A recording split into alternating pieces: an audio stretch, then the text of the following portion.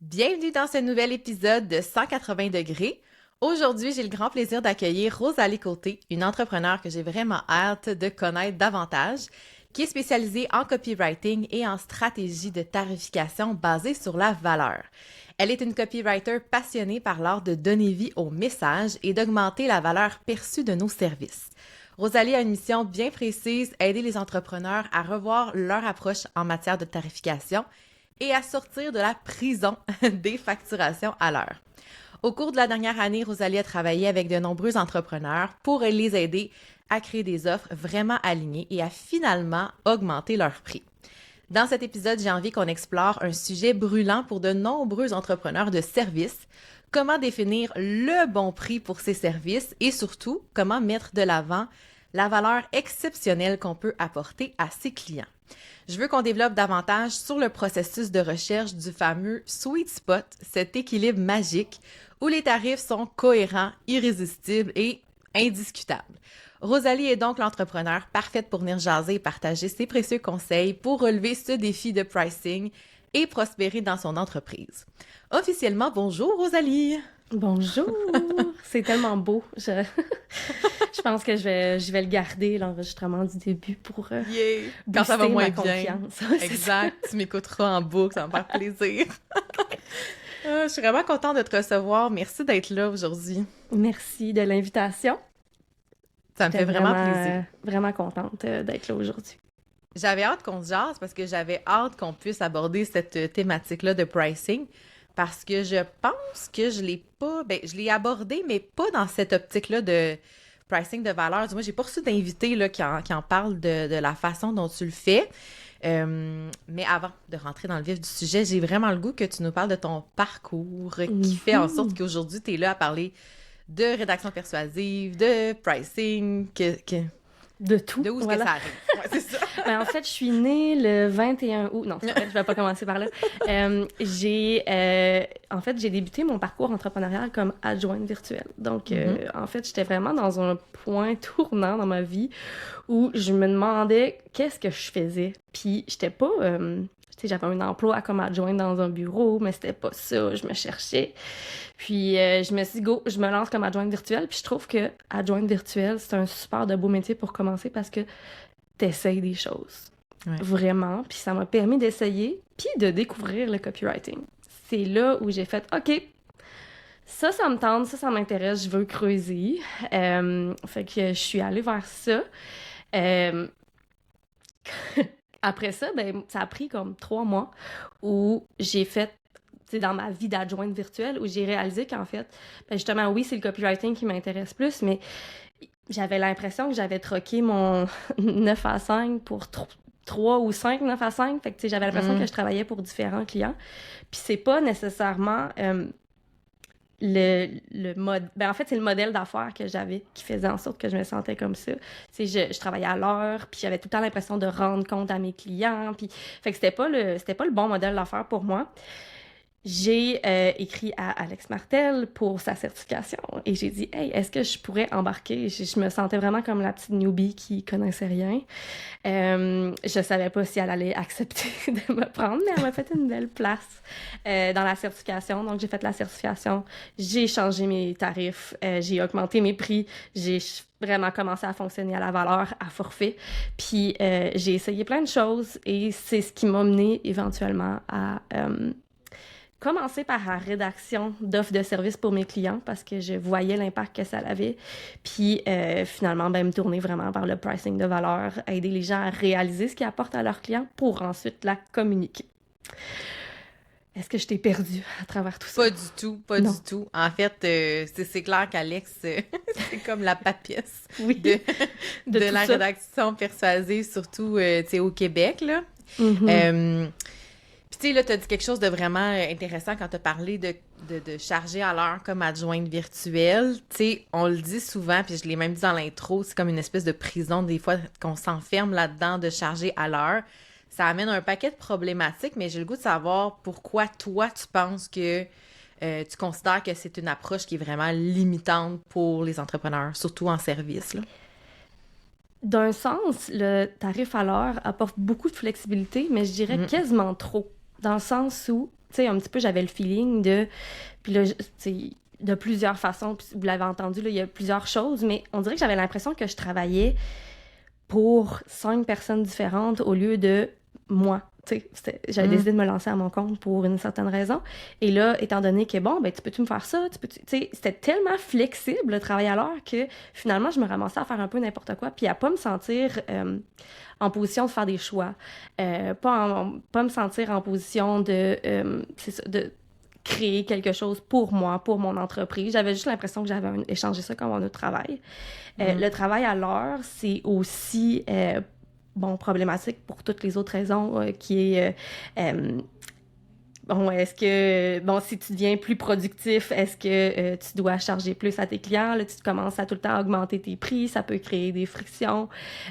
Problématique aussi parce que toutes les raisons connues là, que une journée tu te lèves, t'es de mauvaise humeur, puis qu'est-ce que tu fais? Tu travailles moins bien. Moi, je suis pas la même efficacité à tous les jours. Il y a des journées où je me dis « Hey, wow, j'ai tellement pas été productive », puis des journées où pas du tout. Fait que dans ce temps-là, c'est pas à mon client de payer pour ça versus c'est pas à moi de payer pour ça. Fait que, on est des humains, on n'est pas des machines. Le travail à l'heure, pour moi, ça fonctionne pas pour plusieurs raisons.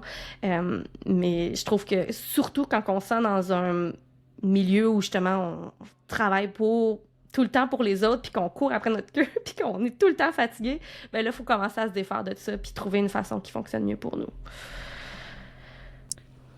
Oui, honnêtement, je comprends, parce qu'évidemment, j'ai commencé, moi aussi, à charger à l'heure, puis c'est ça que je trouve qui est le plus complexe, c'est qu'à un moment donné, c'est si moi, ça me prend 15 minutes de faire quelque chose, c'est peut-être justement parce que ça fait 4 ans que je le fais.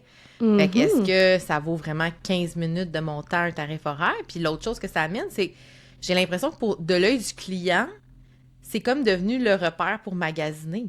Fait que là, lui, c'est comme, il va choisir une adjointe, elle charge combien de l'heure? Elle charge combien de l'heure? Sauf que c'est tellement relatif parce que combien de travail qu'elle peut générer en 1 heure de travail, ça, c'est la variable, tu sais.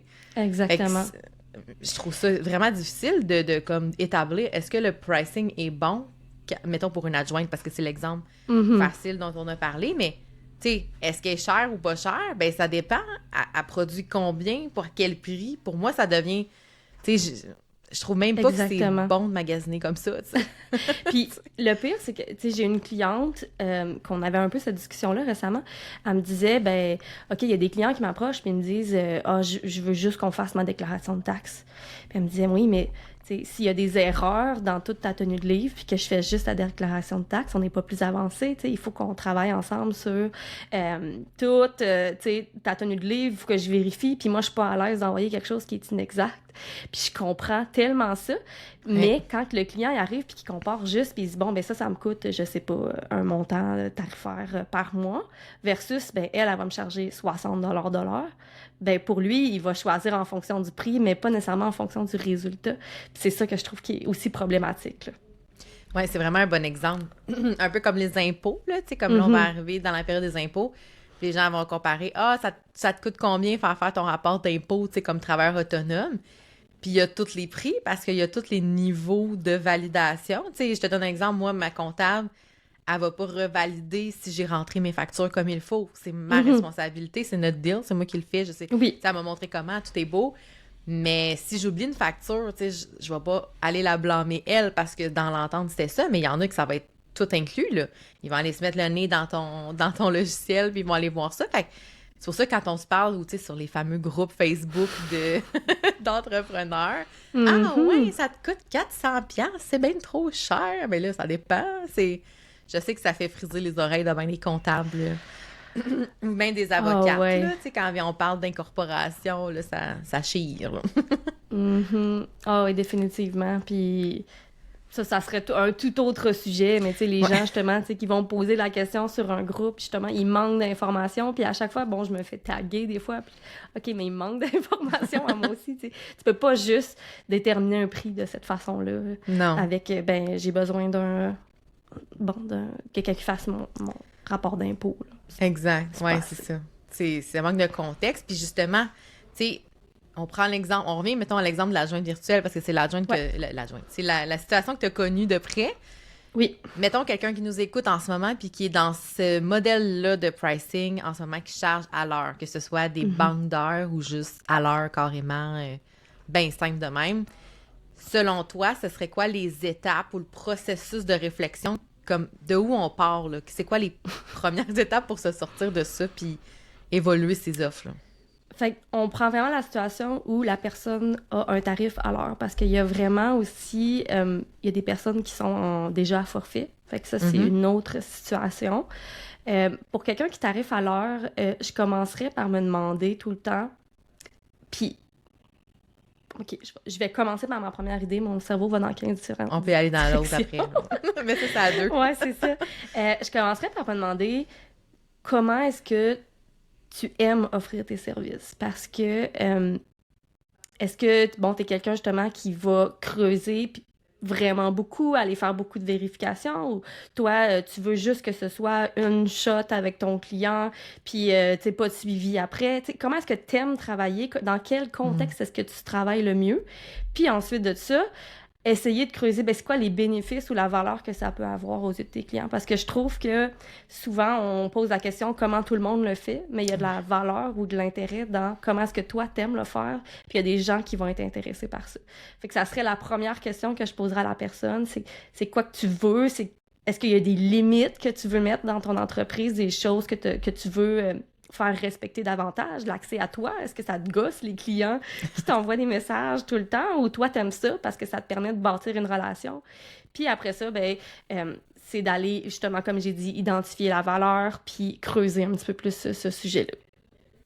Puis selon toi, c'est quoi, mettons, naturellement, les meilleures façons de se sortir, justement, du pricing de valeur? Est-ce que pour toi... Parce que là, on a parlé de forfait, mais est-ce que c'est d'avoir plusieurs forfaits? Est-ce que c'est d'avoir... Parce que, en fait, là, la question, ça se bouscule moi aussi là, dans ma tête, mais je me dis, tu sais, qu'est-ce que tu penses du fait d'avoir comme... J'aime pas ça dire ça, mais trop d'offres? Parce qu'à un moment donné, ça devient un enjeu, parce qu'on se dit, mais là, je peux-tu en avoir 12, tu sais? Parce que je pense, logiquement, c'est complexe pour un client d'arriver dans ton univers. Ça devient dur, ouais. Comment tu peux m'aider? Ah, il y a comme 8 choix, là, tu sais. Exactement. Ben, je suis d'accord avec toi, puis trop d'offres à un moment donné, c'est sûr que ça devient mélangeant, puis tu perds ton client. Et ça arrive souvent, en fait, que j'ai des clients qui m'approchent puis qui ont un petit peu cette problématique-là, puis je leur dis, tu peux pas tout leur présenter en même temps parce qu'ils vont juste être bousculés. Faut que tu reviennes à c'est quoi que ton client a besoin. Et là, justement, si tu peux tout faire et tout aider, ben va avec une généralité. Bon, ben c'est quoi que tu as envie de régler comme problématique? C'est quoi que... comment est-ce que tu peux ou que tu as envie de les aider à régler cette problématique-là?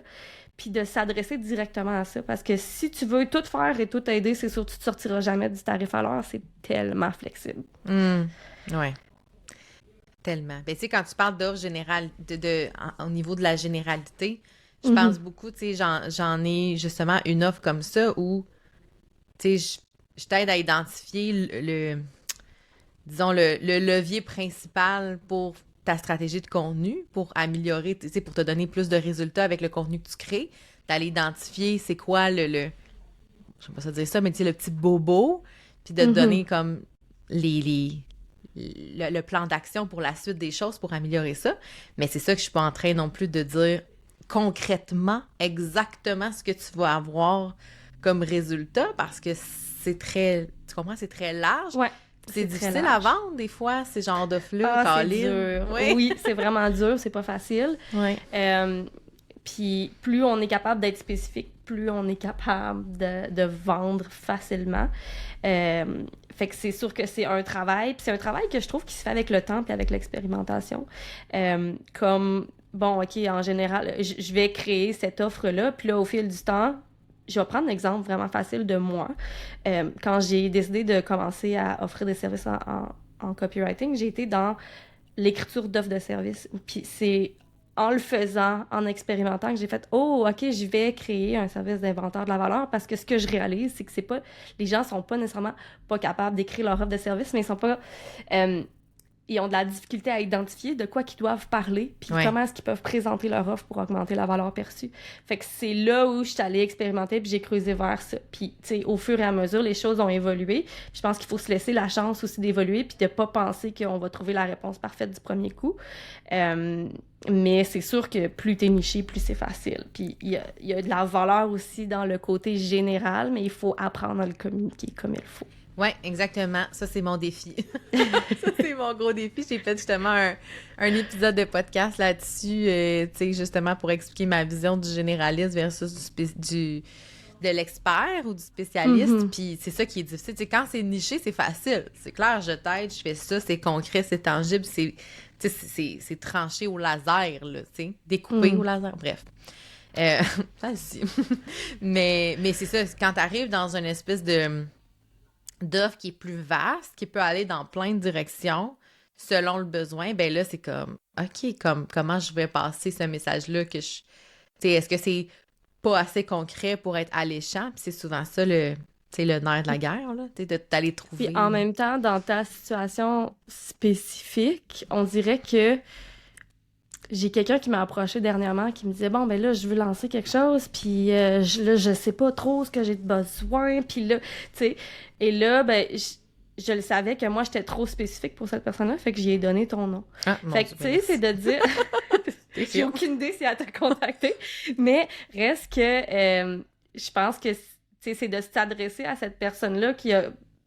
Elle sait pas ce qu'elle a de besoin, mais elle sait ce qu'elle veut. Fait que là, c'est pas facile et c'est vrai que c'est un gros défi, mais il y a quelque chose à creuser dans ton approche. Puis moi, je pouvais pas l'aider parce que c'était ben trop spécifique ce que j'offre là. Exact, c'est ça. Il y a la... Tu sais, il y a la plus-value, le besoin, il est là, mais tout est dans la façon de le présenter, de le communiquer. T'as tout à fait raison. Puis là, je le sais que celles qui vont écouter, celles et ceux qui vont écouter le podcast, ils vont avoir une question qui brûle leurs lèvres, qu'il faut absolument que je te pose parce que c'est la question qui revient souvent, même dans mes accompagnements, c'est « OK, mais je charge combien? Combien ça vaut? C'est quoi tu sais, j'ai parlé de sweet spot dans l'intro. Ouais. Là, Rosalie, aide-nous. Là. C'est comment qu'on fait pour trouver le sweet spot pour définir le prix, la valeur de ces offres? En fait, puis ça, je trouve ça intéressant que tu dises ça parce que dans ma philosophie à moi, il n'y a pas de sweet spot parfait, là. Tu sais, que c'est un prix. Ce qu'il faut voir, c'est comme une cloche. Et là, je vais le faire visuellement. Ceux qui nous écoutent juste en podcast, imaginez-vous une cloche à l'envers. Ben, pas à l'envers, elle est à l'endroit. Elle est à l'endroit. Puis de se dire, ben, il y a un prix auquel tu seras pas rentable. Donc ça, c'est le point en bas de la cloche. Puis il va y avoir un prix auquel tu le charges trop cher puis tu le vendras pas. Puis d'essayer de trouver, de jouer dans cette cloche-là, d'expérimenter et de voir c'est quoi qui serait le bon prix. Il y a des super de bons exercices à faire. L'exercice qui est proposé dans le livre d'Alexandra Martel, Ajoute un zéro, est tellement pertinent. Puis c'est souvent celui-là que je fais avec mes clients. Mais gardez en tête que c'est élastique, les prix. Ouais. Puis ça va évoluer, puis ça se peut qu'il faut que tu t'ajustes puis que tu essayes des choses. Puis il y a des gens qui vont comme se sentir très inconfortables parce qu'ils n'auront pas la réponse précise. Mais dis-toi que ça veut pas dire, tu sais, faut que tu l'essayes. Puis ça veut pas dire que ça va être... Tu sais, que ça va échouer, là, faut que tu le vois, puis OK, bon, ben là, finalement, ça m'a demandé vraiment beaucoup d'énergie. Tu sais, t'as pas besoin de l'afficher du jour au lendemain non plus, ton prix, là, puis de le mettre partout, puis de faire un gros lancement, là, t'es pas obligé, tu peux le tester. Ouais. Fait que c'est ça, je sais pas si c'était clair. Ben, tu parlais de l'exercice, je sais pas si tu veux rapidement expliquer c'est quoi cet exercice. Exactement. c'est ça, mon cerveau, il est allé dans 15 directions, encore une fois. J'aime trop ça, parler de ça. Donc, je te garde, dans le train. Merci. L'exercice, c'est l'exercice du deuxième meilleur choix où tu vas aller regarder, bon, ben, si ton offre n'existe pas, quel est le deuxième meilleur choix de ton client? Donc, est-ce que c'est, bon, par exemple, je suis copywriter et je vais aider au niveau du pricing. Est-ce que le deuxième meilleur choix, c'est d'aller lire le livre Alexandra Martel? Est-ce que c'est d'aller avec un consultant en pricing? Est-ce que c'est d'aller, puis là, d'essayer d'évaluer? Tu vas trouver en ligne quel prix ça peut avoir, cette deuxième meilleure option-là. Et là, tu compares. Bon, ben, disons que je vais avec un consultant en pricing qui charge, je sais pas, 500 pas dollars, mais 500 tout court. Ben là, je peux dire, bon, ben, moi, j'offre ça en plus et je vais, je sais pas, c'est vraiment niché, spécifique à ce que la personne fait, je vais avoir de l'accompagnement. Puis là, de faire vraiment une comparaison. Dans mon approche, je fonctionne de cette façon-là, je sais que c'est apprécié.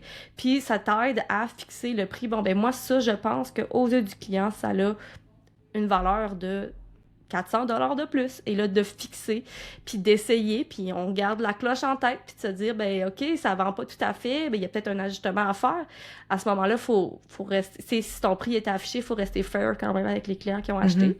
Fait que de réajuster un petit peu l'offre ou le forfait ou la façon que tu le fais.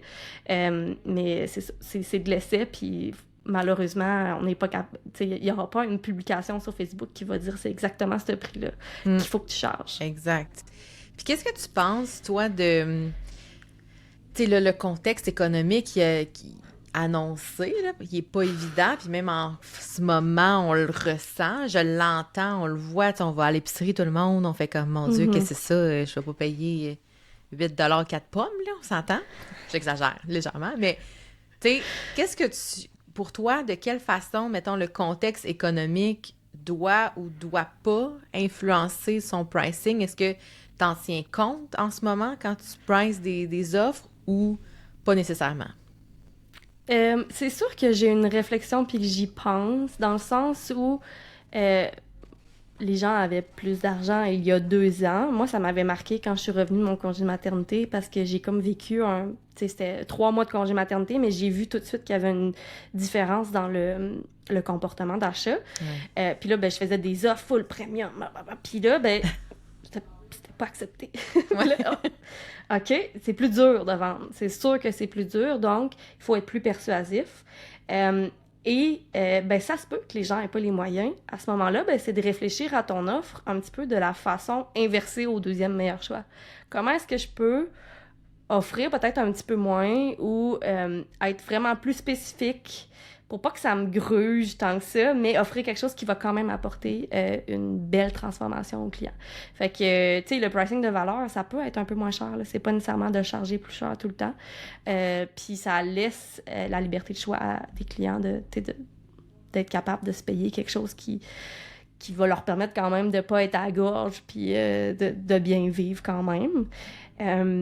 Mais il faut pas tomber dans le piège non plus de vouloir. As-tu un exemple, mettons, d'une offre que tu as pu downsizer, si on veut, pour que ça soit moins cher, mais sans que toi, ça soit plus prenant? Tu l'as-tu fait, l'inventaire de la valeur, c'est quelque chose que j'ai fait. Ah ouais? Oui, exactement. Donc, quand que je faisais, au départ, c'était la rédaction complète d'offres de service. Donc, c'était vraiment, là, la personne partait avec quasiment l'inventaire de la valeur. C'était presque la même chose, là. Ça a évolué, par contre, là, mais... Puis, il y avait un document d'offre de service rédigé. Maintenant, j'ai coupé ça en me disant, ben là, la partie qui apportait le plus de valeur, c'est l'inventaire de la valeur. Ça reste quelque chose qui est full rentable pour moi, mais que pour mes clients, ils sont plus capables de se payer. Puis après ça, ben, tu sais, je leur fais un plan d'action, ils sont capables d'aller rédiger par eux-mêmes leur offre de service, ou bien, ben, ils me cognent à la porte et ils me disent, est-ce que tu veux me la rédiger? Ce que je fais aussi. Ça dépend du moyen de la personne. Fait que, tu sais, j'ai sectionné mon service en 2, puis ça me permet de bien vivre quand même. Mais c'est sûr que ça a l'enjeu qui est, ben, il faut que j'en vende plus, puis il faut que j'aille chercher plus de visibilité, puis que je travaille autrement. Mais c'est une façon de s'adapter au contexte économique. J'aime ça. C'est vrai qu'il y a souvent des offres qu'on peut découper ou qu'on peut, tu sais, tantôt tu parlais d'être disponible tout le temps pour les messages de ses clients, puis tu sais, il y a eu une grosse mode là où tout le monde offrait du soutien Voxer, WhatsApp pour plusieurs jours. Puis des fois, c'était comme même pas nécessairement super requis en lien avec l'offre qui était... C'est juste comme, ben je suis là, tu sais. Puis c'est cool, mais tu sais, ça peut prendre beaucoup de temps, surtout si t'as des clients qui ont de la gentillette. Ouais, c'est ça. Puis tu sais, c'est correct, là. Les gens, ils utilisent le service que tu leur as promis. Sauf que faut que tu le calcules dans ton temps. Puis je pense que l'erreur que je vois, c'est qu'on calcule pas souvent ce temps-là. quand on veut calculer la rentabilité. Puis là, j'entends, tu sais, Hélène Sarah, qui... la petite voix qui résonne, tu sais, qui est venue parler justement de ça, de calculer justement c'est ce qui est rentable ou pas. Puis, ouais, j'aime ça comme approche. Puis il y a une façon assez simple, tu sais, quelqu'un qui veut justement offrir du support pourrait simplement écrire dans son offre « Je vais le faire une fois par jour » au lieu de dire « Ça va être du support en continu 24 heures sur 24 ». Une fois par jour, je vais aller répondre à ton message. Ou 2 fois par jour, c'est une façon plus de limiter l'accès à toi. Ça reste quelque chose qui a beaucoup de valeur, je considère, mais si tu veux le retirer complètement, il va avoir des impacts. OK, il faut regarder la situation au complet, voir quel genre d'impact ça a sur les résultats que tu veux apporter, puis d'évaluer le prix en fonction de ça. Ouais, ça fait vraiment beaucoup de sens. Puis là, mettons, on arrive à l'étape, là, on a trouvé le sweet spot, même si on sait qu'il n'existe pas tant. À l'intérieur de la cloche, on va prendre ton exemple de la cloche. Ouais. Quelque part là-dedans, il y a un alignement qui te convient. Mais là, la grande question, c'est comment on fait pour communiquer cette valeur-là? C'est comment on la rend visible? Est-ce que toi, ça passe beaucoup par... tu t'as parlé beaucoup de l'offre de service. J'imagine que ça passe beaucoup aussi dans ton contenu que tu crées. De quelle façon tu t'y prends pour être sûr que tout le monde capte la valeur exceptionnelle de notre service?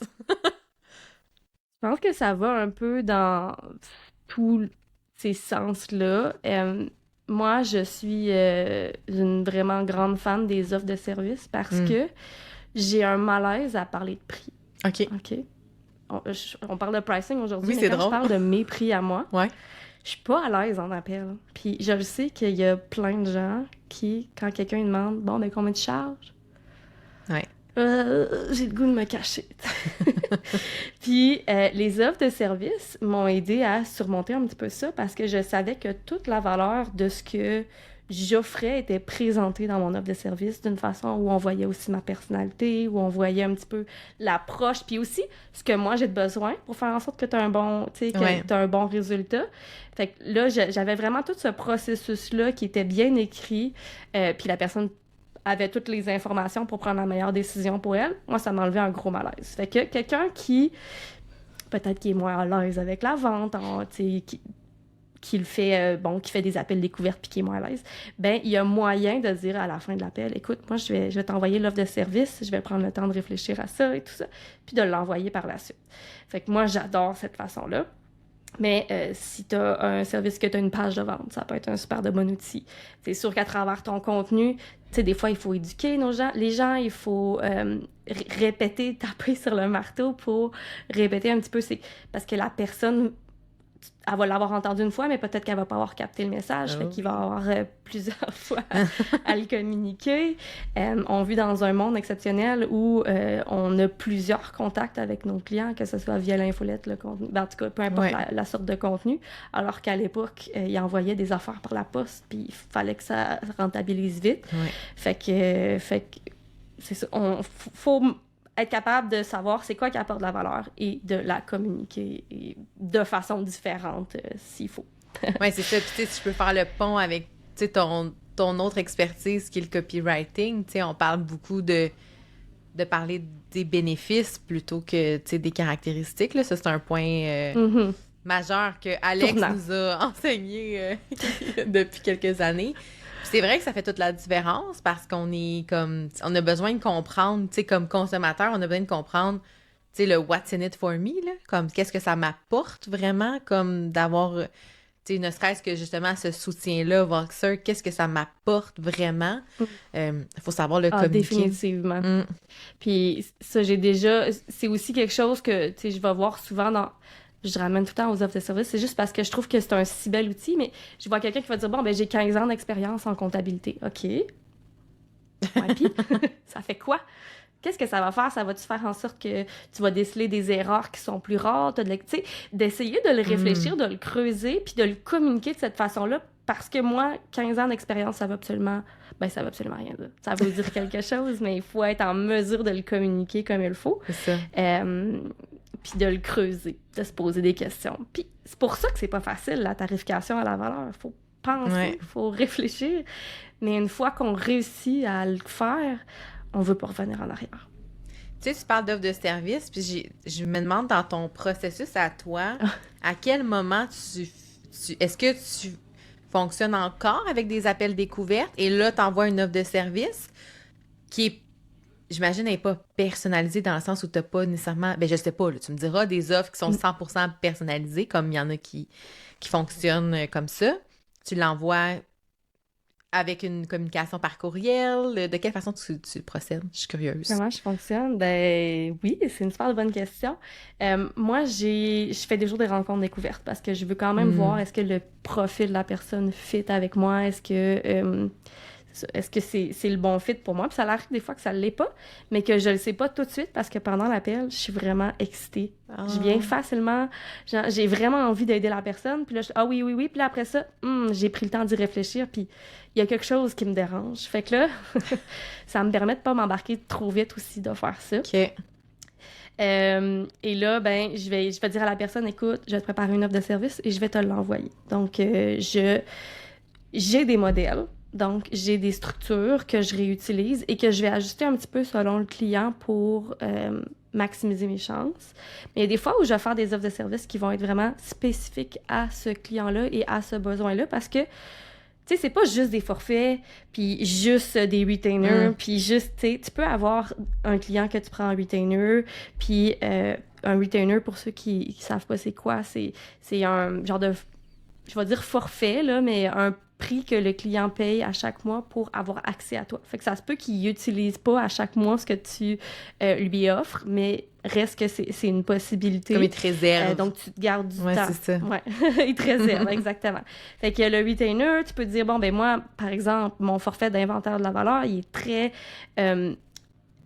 est très structuré et les gens, ils vont sur mon site Internet, ils voient c'est quoi que j'offre comme service. Donc, pour ça, il n'y a pas vraiment de flexibilité. Puis, il y a l'entre-deux où je vais dire, bon, ben il y a un client qui me demande quelque chose. Je sais que c'est pas tout à fait l'inventaire de la valeur que ça lui prend, donc je vais m'adapter. Et là, je vais vraiment faire quelque chose de personnalisé. Oui. Fait que je vais retourner dans mes modèles, je vais prendre certaines parties. C'est sûr que ça m'a pris du temps au début bâtir tout ça, mais j'ai un bon taux de conversion parce que, ben, à ce moment-là, j'ai vraiment été chercher ce que la personne a besoin pour lui offrir quelque chose de spécifique. C'est la façon qui fonctionne bien pour moi. Mais il y a des gens qui vont faire des demi-journées. Ils vont dire, bon, ben moi, je vais faire une demi-journée où je vais clencher plein de choses. Mais ça a une autre valeur. Puis c'est ça, je pense que c'est de trouver sa façon de faire. Fait que, dépendamment de la situation du client, ben, je vais lui faire une offre qui va être envoyée par la suite par courriel, là, après notre appel découverte. Donc, des fois, je dis, bon, ben, ça va aller dans une semaine, ou des fois, ça va 2 jours après, puis c'est prêt, là, tu sais. Oui, bien, c'est ça. Ça me rappelle quand je faisais des mandats de création de contenu, tu sais, par forfait mensuel, ça me rappelle que je fonctionnais de la même façon. Tu sais, en appel, je n'étais jamais capable de dire combien ça allait te coûter parce qu'il fallait que j'analyse un peu la situation avant. Surtout que, tu sais, moi, je modulais, mes prix en fonction aussi de l'industrie, tu sais, puis le type de contenu à créer, tu sais. Plus c'était complexe, niché, technique surtout, ben plus ça coûtait cher parce que ça allait prendre plus de jus de cerveau et de temps. Fait que ça, tu vois, c'est quelque chose que j'avais déjà rapidement saisi, là, que je pouvais pas avoir juste des forfaits, tu sais, valises ou genre, OK, tu sais, un post, ça coûte ça, une infolette, ça coûte ça. C'était impossible pour moi, là, d'avoir des prix qui étaient coulés dans le béton parce que ça dépendait vraiment de quoi j'allais parler, là, dans ce contenu-là. Fait que c'est intéressant. Exactement. C'est un problème que j'entends souvent par la suite parce que ben, j'ai des gens qui m'écrivent, qui me disent « Ouais, mais là, je sais pas, je veux pas perdre ma flexibilité, les besoins. » Oui, mais t'es pas obligé. Tu peux juste créer un forfait, le garder entre toi puis lui. C'est des offres qui sont cachées, je vais le dire comme ça. Puis ensuite de ça, ben OK, ça a bien fonctionné, ça a bien fonctionné. Bon, ben qu'est-ce que je peux faire pour l'améliorer? Puis éventuellement, tu vas peut-être avoir une offre qui va être que tu vas être plus à l'aise de le montrer at large, puis de le présenter sur un site Internet, sur une page de vente, puis de le vendre de cette façon-là. Mais t'es pas obligé de trouver tout de suite le sweet spot. Exact. Puis là, mon autre question pour toi, c'est, tu sais, quand on arrive justement, là, j'ai parlé de création de contenu, fait que je pense à mes amis les GMS, par exemple, les gestionnaires de réseaux sociaux, de médias sociaux. Tu sais, on s'entend, c'est un marché qui est quand même très concurrentiel. Tu sais, il y a beaucoup d'offres, il y a beaucoup de professionnels qui sont disponibles. Comment on envisage la tarification dans un environnement qui est super concurrentiel comme celui-là? Est-ce que, tu sais, on veut pas nécessairement se démarquer par le prix en étant la moins chère ou la plus chère, tu sais, stratégiquement? Comment on fait pour sortir du lot, selon toi, avec son offre? C'est tellement une bonne question. Puis, il y a plusieurs façons de s'y prendre. La première, c'est de se nicher, à mon avis. Et puis là, il y a des gens qui aiment pas ça, ils ont l'impression qu'on... Mais niche ton offre. T'es pas obligé d'être l'experte en whatever, mais pour commencer, en tout cas, pour te démarquer, va te nicher. D'offrir quelque chose de spécifique qui répond à un problème spécifique ou dans une industrie spécifique. Là, tu sais, il y a vraiment plusieurs façons de s'y prendre, de voir comment est-ce que toi, tu as envie de fonctionner. Mais en te nichant, ça va te permettre de te démarquer et d'être vraiment plus spécifique dans ta communication, puis d'être capable de faire en sorte que la personne, quand elle lit l'offre de service, et je fais juste une petite parenthèse, je m'excuse parce que souvent je dis offre de service et les gens pensent à offre de service comme... le document. Une liste de services qu'ils font. Moi, quand je parle d'offre de service, c'est vraiment comme le devis, le document que tu envoies au client. C'est juste que c'est pas une facture, là. C'est un document qui est le fun. Ouais. Donc je ferme ma petite parenthèse. Donc, c'est ça qui va faire en sorte que dans ta vente, tu vas être capable d'être plus spécifique avec ton client puis de montrer où est-ce que tu vas l'emmener, puis ça va te démarquer des autres. Donc, il va pas te choisir pour le prix, mais il va te choisir parce que tu règles un problème qui est spécifique. Fait qu'exemple de niche, ça pourrait être d'aller vers, je sais pas moi, les cabinets de dentistes ou de se nicher par rapport à, OK, une plateforme. Tu sais, moi, je vais aider sur LinkedIn, sur Instagram, ou genre, je vais faire juste des infolettres. C'est genre ça que tu veux dire, là, comme... Exactement. Il y a aussi, tu sais, je pense à une de mes amies qui s'est nichée dans une région. Donc, elle apprend juste des entrepreneurs qui sont dans sa région à elle. Fait qu'il y a tellement de façons, mais en faisant ça, elle dit, je vais aller me démarquer par le fait que, je connais le coin, je peux aller là, je vais prendre des photos, je crée une relation, il y a quelque chose de vraiment à proximité, mais il faut que tu ailles le trouver. C'est quoi la différence? Parce que, OK, oui, tu peux faire juste des cabinets de dentistes, mais comment est-ce que cette expertise-là va t'aider à te démarquer? Là, il faut vraiment que tu prennes le temps de réfléchir et de t'asseoir pour parce que si je me rappelle, moduler ton message. Moi, mettons, je voulais pas avoir 2 clients dans la même industrie pour pas... Tu sais, parce que je me dis, la bonne idée que j'ai, que je la donne à qui? Tu comprends? Tu sais, ça devient comme en compétition, même si c'est... On s'entend, ils ont chacun leur stratégie, leur réalité, leur marché cible, leur localité, mais ça reste que... Moi, personnellement, ça me rendait comme... Je savais pas quoi faire avec mal ça. À l'aise. Ouais, c'est ça. Puis ça, je le sais que c'est quelque chose qui peut-être peut poser... Moi, ça m'est déjà arrivé avec une cliente qui était mal à l'aise avec l'idée que je travaillais avec d'autres clients dans le même domaine qu'elle. Puis à ce moment-là, c'est de voir comment est-ce que tu peux rassurer la cliente ou bien comment est-ce que... si c'est pas la bonne façon pour toi de fonctionner parce que, mon idée va aller à quel client, puis comment est-ce que je vais faire? À ce moment-là, il y a moyen de te nicher autrement. Comme moi, je me suis vraiment nichée au niveau de présenter la valeur. Tu sais, ça, c'est une niche. C'en est un. C'est juste de réfléchir ton offre différemment. Ah, puis c'est de la super niche parce que, tu sais, au final, t'as le marketing, t'as le copywriting, là, t'es allé dans la valeur, ou, tu sais, je pense à Julie Terrien qui est vraiment dans la voie unique, tu sais, fait que c'est de la vraiment niche très précise, là. Exactement. Puis c'est né, je me suis pas levée un matin en me disant ça va être ça ma niche, tu sais. Ça c'est juste avec le temps. Développé avec le temps en essayant des choses, fait que voilà. Puis là, on parle depuis tantôt, tu sais, de réaligner ses offres, ses prix, tout ça, ça vient avec le fameux moment où tu as des clients de longue date, où tu as des clients existants, et là, tu dois communiquer, tu sais, l'augmentation de tarifs. Tu sais, mettons que la solution, pour certains, ça reste quand même de rester à l'heure ou dans des forfaits où il y a un lien entre le temps et le prix. Mais il faut, à un moment donné, communiquer ce changement de prix-là. Puis c'est le petit moment malaisant. Tu sais, tantôt, tu parlais en appel découverte de comme, tu charges Mhm. combien, puis là, t'es comme, oh non, faut que j'en parle. Ben, on dirait qu'augmenter son prix, ça génère le même niveau d'inconfort. Comment on fait ça? Comment on envisage ça? Puis on embrasse cette hausse de prix. On commence par accepter que c'est un inconfort. Hmm, C'est ouais. normal. On est tout inconfort, puis inconfortable face à ça. Moi, la première, j'ai de la misère à parler de prix, puis je parle de pricing. Fait que je l'accepte.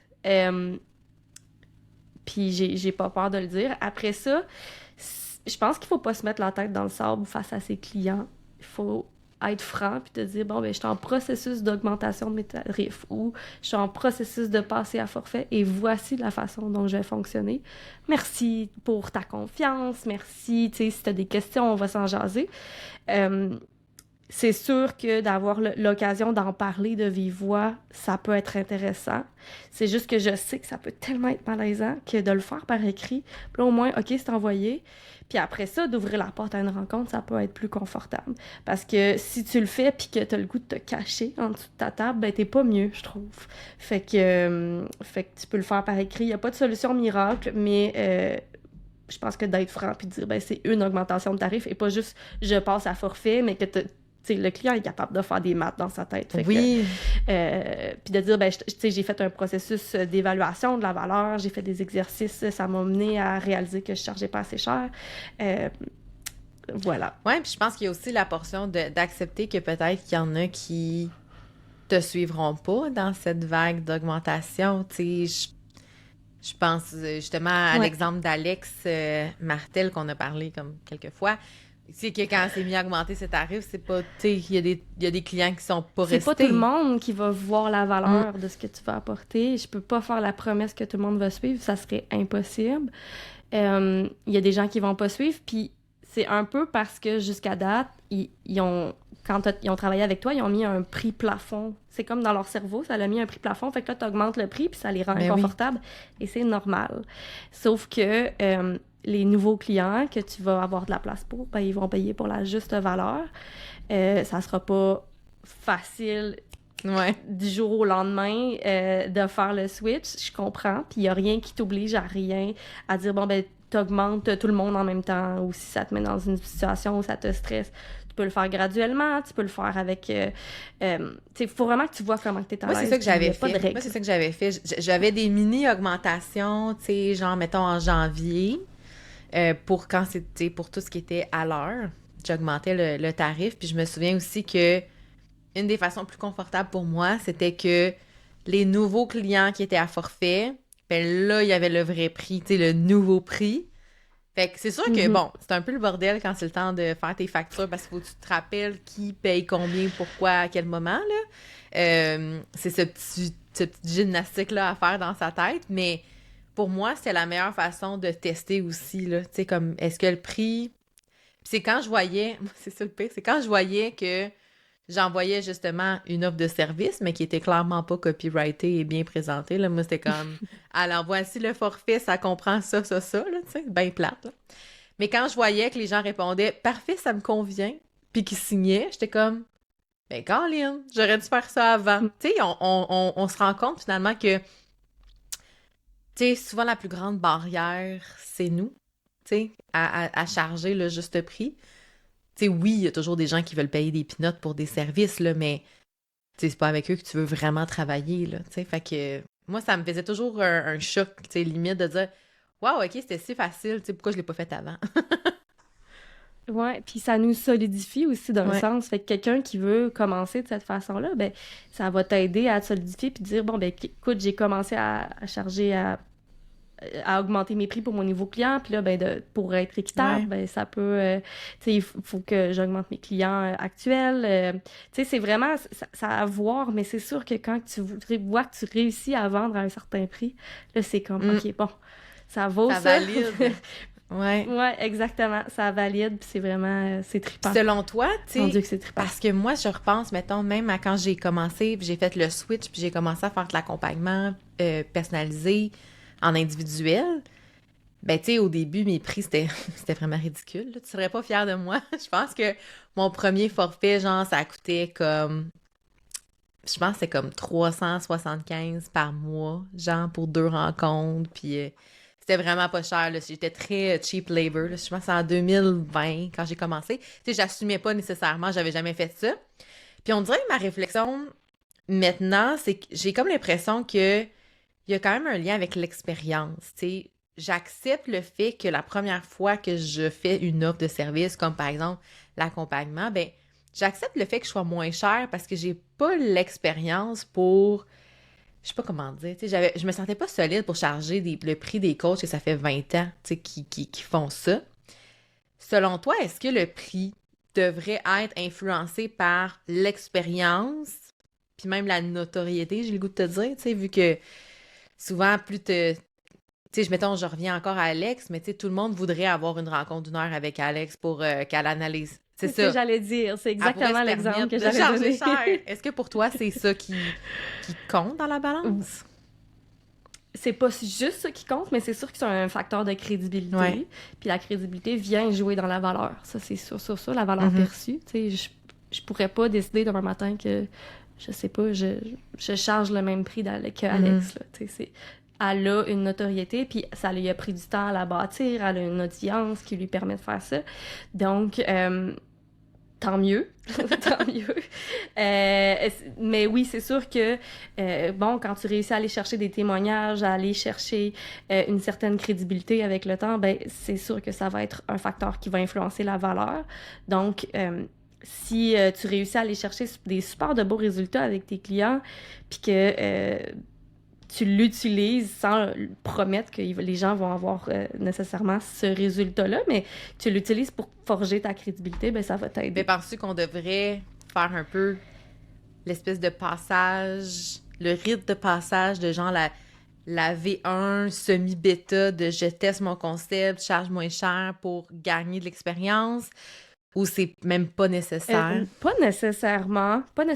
Puis il faut pas tomber dans le piège de charger vraiment, vraiment pas cher puis se mettre dans une situation qui est dangereuse. Là. Je dis dangereuse dans le sens où que ça te stresse puis que t'arrives pas à tes fins de mois parce que là, c'est pas le fun. Mais c'est sûr, moi, la première fois que j'ai fait un inventaire de la valeur, j'ai chargé 375 $. Un excellent deal. Puis aujourd'hui, je charge 3 fois, un petit peu moins que 3 fois le prix. Donc, je l'ai testé avec une personne en privé que je connaissais, que je voulais voir c'est quoi que je pouvais l'aider à faire. Puis ça m'a aidé à moduler mon offre. Fait que c'est sûr que si t'es pas à l'aise, tu sais pas comment pricer, tu sais pas quel type de résultat tu peux apporter, ben je te recommande de l'essayer de cette façon-là. Puis ensuite, d'aller vraiment, tu sais, d'expliquer à la personne, je suis en train de fixer mon prix, je sais pas combien ça va valoir. Moi, je pensais que j'allais charger 500 $ après, mais j'ai changé mon fusil d'épaule après avoir parlé, puis après avoir vu ce que j'avais réussi à faire, puis après avoir modulé mon offre. Fait que c'est ça. Par la suite, je me suis ajustée. Mais c'est ça. Fait que en étant ouvert avec la personne, mais de grâce, ne lance pas une offre d'accompagnement en one-on-one en disant ben je commence, quoi que ce soit, puis d'afficher ça partout, ce tarif-là, parce que là, tu vas créer un plafond. C'est vrai. Et là, les gens vont penser que ça vaut pas plus. Ouais. C'est parce que moi, je pense, tu sais, à certaines clientes que j'ai accompagnées où le réflexe, c'était comme de dire j'ai le goût de faire une offre, mettons, similaire à une telle. Et la personne en question charge tant. Mais là, tu sais, moi, je commence, elle a le plus d'expérience, comment je m'ajuste? Puis je suis comme, je suis pas sûre qu'on part du bon point de départ dans juste partir justement de cette comparaison-là de tarifs parce que il y a plein de facteurs qu'on ne connaît pas qui rentrent en ligne de compte. Sauf que, tu sais, je me posais la question, c'est quand tu te compares au niveau pricing à des gens qui ont beaucoup plus d'expérience que toi, est-ce que tu aspires à aller à ce niveau de prix-là? En même temps, peut-être que la coach full expérience charge pas assez cher, puis là, tu as un billet, tu sais, t'individues un billet dans ta réflexion. C'est ça qui est souvent le gros struggle des entrepreneurs. Puis moi, tu sais, c'est drôle parce que quand on va à l'école, ils nous apprennent à faire une analyse FFOM, puis analyse de marché, puis moi... Le pestel. Je te dirais de commencer par toi. Commence par qu'est-ce que toi tu veux faire, quel genre de résultat tu veux apporter, comment est-ce que tu travailles le mieux. regarde ton nombril, sois super, j'allais dire égoïste, là, mais tu sais, c'est quoi que tu veux. Puis ensuite de ça, là, va chercher des deuxièmes meilleurs choix. Et utilise ça pour aider à définir ton prix. Mais commence pas en te comparant parce que tu vas créer une business qui te ressemble pas. Tu vas avoir un prix qui va être basé sur des choses que tu n'es pas au courant. Je trouve que c'est un piège. Oui, ça fait vraiment du sens. Ben c'est ça, moi, c'est ma première réflexion, c'est mais d'un coup elle charge déjà pas la bonne affaire. Tu sais, tu pars avec des valeurs de référence qui sont erronées, puis justement, tu le sais pas sur quoi est basé son prix nécessairement. Tu sais, qu'est-ce qu'elle a fait en arrière, exactement, dans le background, pas dans le background, mais dans le backstore, dans le back-office que tu vois pas, parce qu'on voit pas tout, là, tu sais. Souvent, c'est... Oh non, on voit ce qu'on choisit de montrer. C'est ça, exactement. Tu sais, la fille, elle a-tu, genre, une équipe derrière avec, tu sais, du support que tu peux obtenir de d'autres personnes? Elle a-tu un réseau qu'elle va te mettre en relation? Tu sais, il y a plein de choses sur lesquelles on peut accorder de la valeur. Fait que, ouais. Moi, c'est ça que j'étais un peu... tu sais, j'étais un peu tannée, là, de cette comparaison-là, où je me rends compte, des fois, que tu regardes des marchés, là, tu sais, puis les offres sont quasiment toutes pareilles. Puis là, tu te dis, ouais, mais je suis sûre, tu sais, qu'il y a moyen de faire différent ou de... Parce que quand les offres sont toutes pareilles, c'est là où même le consommateur, il peut, tu sais, il peut lui aussi comparer puis faire comme... Ouais, c'est ça, exactement, c'est plus facile. Puis le contraire de comparer, c'est de revenir à soi. Donc, reviens à toi, vois qu'est-ce que... Dans quel... Puis oui, tu gardes en tête ton client et tout ça, là, mais tu reviens à de quelle façon est-ce que toi, tu travailles le mieux. Puis ensuite de ça, tu compares. La deuxième étape, c'est la comparaison. Mais ça va te permettre de créer quelque chose qui est vraiment unique, qui est vraiment toi. Ça me fait penser au livre, là, tu sais, la stratégie de l'océan bleu. Tu sais, d'essayer de sortir de la valeur de référence, justement, de l'océan rouge, là, qui est comme tout ce qui est mainstream, puis les attributs qu'on voit, puis là, ben, d'aller, genre... tu sais, te battre sur un autre sujet, un autre angle. C'est un peu ça, tu sais, de sortir de la bataille des prix. Je pense que c'est le mieux pour tout le monde, là, de trouver son chemin de bataille, pas son chemin de bataille, c'est quoi? En tout cas, ça. Ben, mais tu sais, son angle ou sa façon de... Puis c'est ce que j'aime le plus de ma façon de travailler avec les clients, c'est que souvent, en sortant des rencontres, c'est comme « Ah, wow, tu sais, je savais pas que j'apportais autant ou je savais pas que je pouvais le communiquer de cette façon-là. » Mais tu sais, c'est normal parce qu'on est tellement dans notre quotidien à regarder ce que les autres font qu'on prend pas le temps de s'arrêter puis de se dire « Bon, ben, qu'est-ce que j'apporte? Qu'est-ce que j'ai le goût aussi d'apporter? » Parce que peut-être que tu es en processus de transition. Mais en tout cas, je trouve ça super le fun. J'aime ça. Puis écoute, Rosalie, en terminant, j'ai le goût de te demander si tu as un outil à nous partager, que ce soit une lecture, un outil, une ressource, ça peut même être un outil de ton cru aussi, hein, que tu as envie de nous proposer pour continuer la réflexion de la stratégie de mettre de l'avant notre valeur. Qu'est-ce que tu nous proposes? Ben en fait, si tu me permets, je t'enverrai le lien pour que si quelqu'un veut aller faire un exercice d'inventaire de la valeur par lui-même. J'avais fait un webinaire au courant de l'année, puis je l'offre en replay parce que je trouve qu'il est toujours pertinent. Il y a des exercices à l'intérieur. Et c'est sûr que l'inventaire de la valeur, c'est quelque chose qui est super complet, mais si tu prends le temps de faire juste un exercice, tu as quand même retiré quelque chose. Donc, d'aller peut-être se donner le défi d'en faire un.